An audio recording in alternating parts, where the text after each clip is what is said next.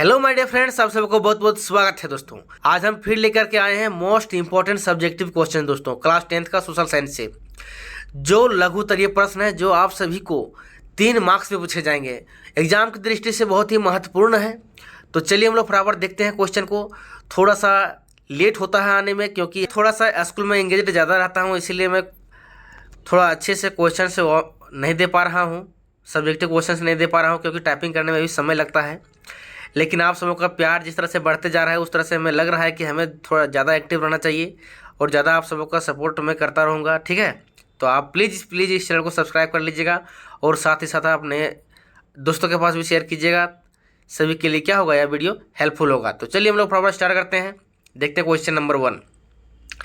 Question number 1 बोल रहा है कि असहयोग आंदोलन में भारतीयों द्वारा अपनाए गए विभिन्न तरीकों का उल्लेख कीजिए। मतलब असहयोग आंदोलन जो अपनाया था उसमें किस तरह की घटनाएं घटी थी, क्या क्या हुआ था, उस सभी को आपको उल्लेख करना है, ठीक है। देखिए, पहले में देखना है कि असहयोग आंदोलन में भारतीयों द्वारा अपनाए गए विभिन्न तरीके निम्न प्रकार हैं, इस प्रकार से हैं। तो देखिए, पहला पॉइंट क्या लिखना है, इन्हें सरकार द्वारा दी गई सभी पदवियां लौटा दी गई थी। जितने भी सारे पद दिए गए थे वो सभी लौटा दिया गया था। सरकारी नौकरियों को त्याग कर दिया गया था। ये घटना पहला लिखना है। दूसरा में विद्यार्थियों ने स्कूल कॉलेज छोड़ दिए थे और वकीलों ने मुकदमे लड़ने बंद कर दिए थे। दूसरा पॉइंट। तीसरा पॉइंट है विदेश वस्तुओं का बहिष्कार किया गया, शराब की दुकानों की पैकेटिंग की गई और विदेशी कपड़ों की होली जलाई गई, मतलब होली पूरा जला दिया गया।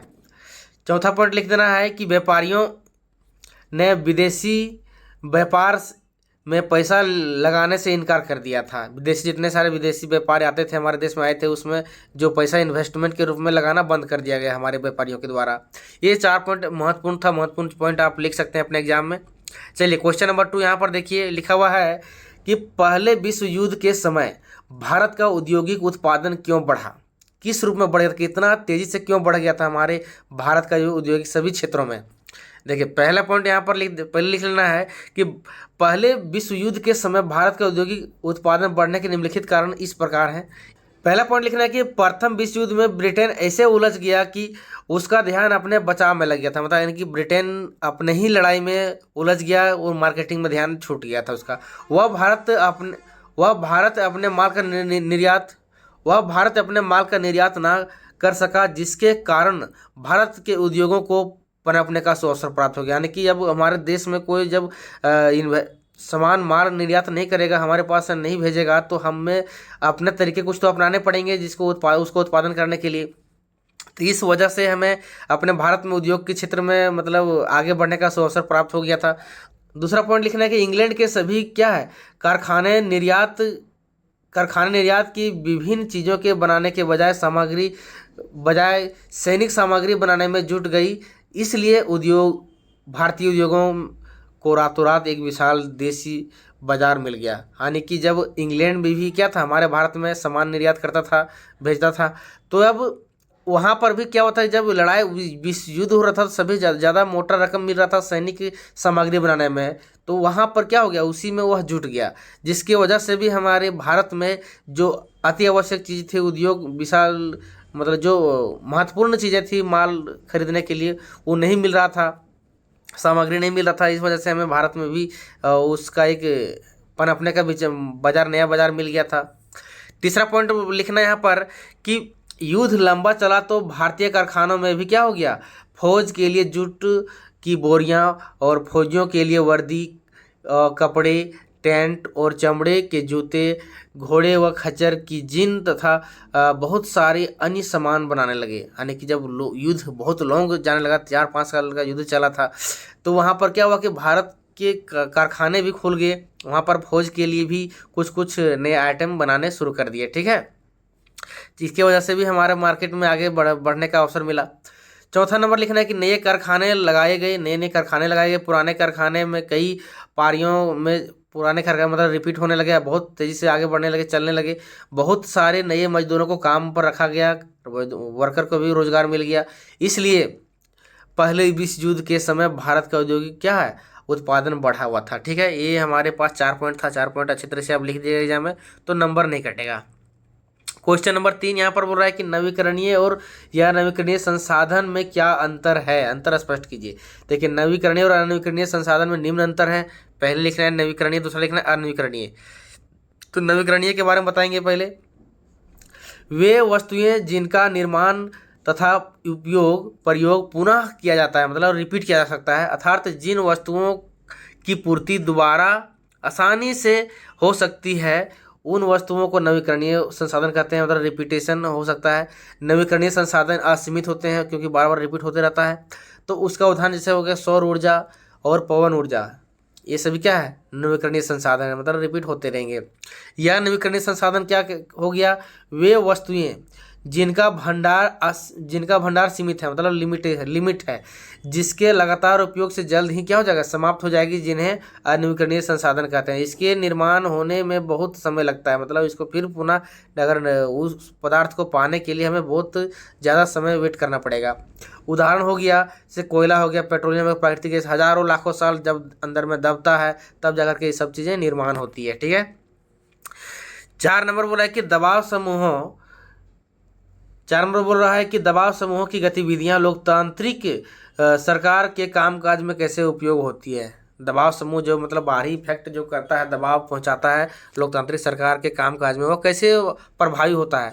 देखिए दबाव समूह की गतिविधियां लोकतांत्रिक सरकार के कामकाज में निम्न की तरह से उपयोगी होती है। कैसे, मतलब उसका उपयोग होता है। ठीक है।